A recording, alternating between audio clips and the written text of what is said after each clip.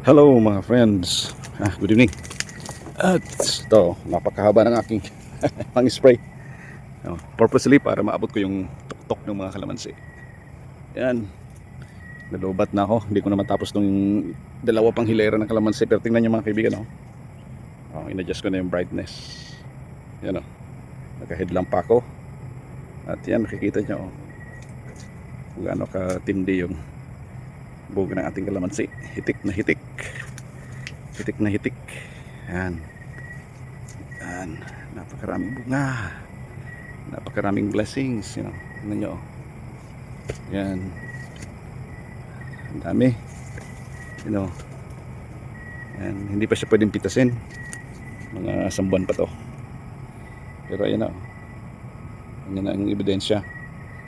Yan, nag-bend na yung sanga kasi bibigatan na yung mga sanga ng bigat ng paglaki ng kalamansi. Yan, malaki na to sa Holland, pero kailangan pa natin palakihin ng bahagya para sulit ba, sulit sa pag-aalaga.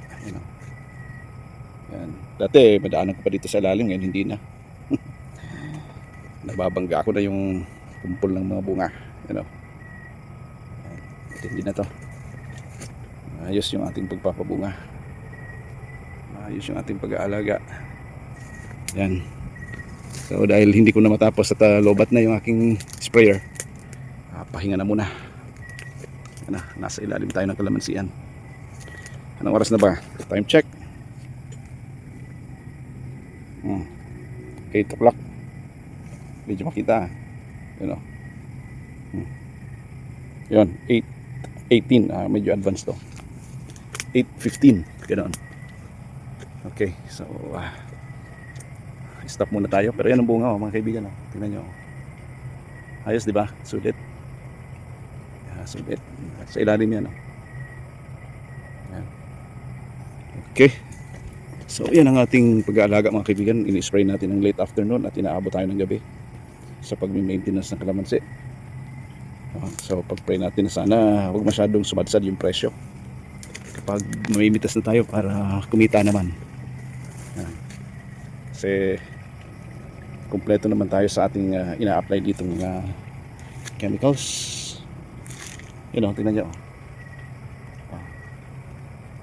Nag-spray ako ngayon ng tatlong kombinasyon: pesticide, fungicide at saka foliar fertilizer.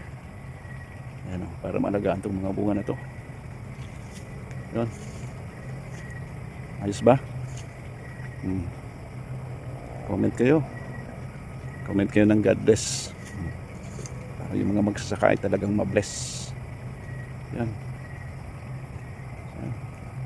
ayos ba? Ayos. So, ayos na ayos. Titik sa bunga, mga kaibigan, hanggang doon sa taso. Nag-bend na yung sanga. Wala ka na makikita ang sanga na tuwid, lahat na nag-bend.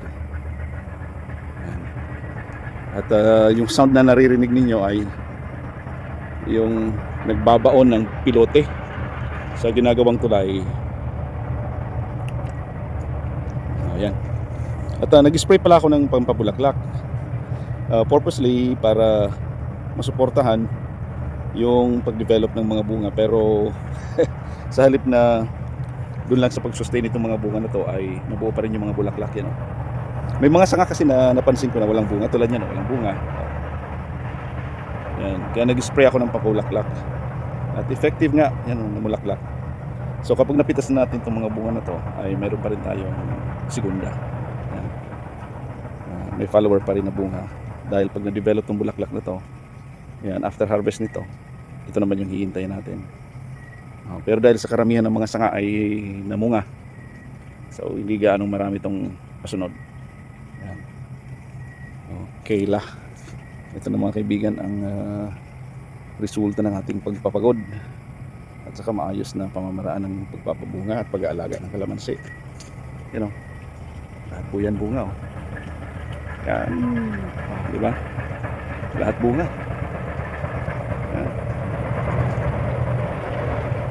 Yan. So narinig ninyo kung gaano kaingay yung pagbabaon ng pilote doon sa ginagawang tulay. Ganyan kalakas. At yumayanig yung lupa sa vibration. Oh, napitas na yung American lemon. Oh. Yan. American lemon to mga kaibigan. Napakakapal ng balat. At yung lasa nito ay parang suha na hilaw. Yan.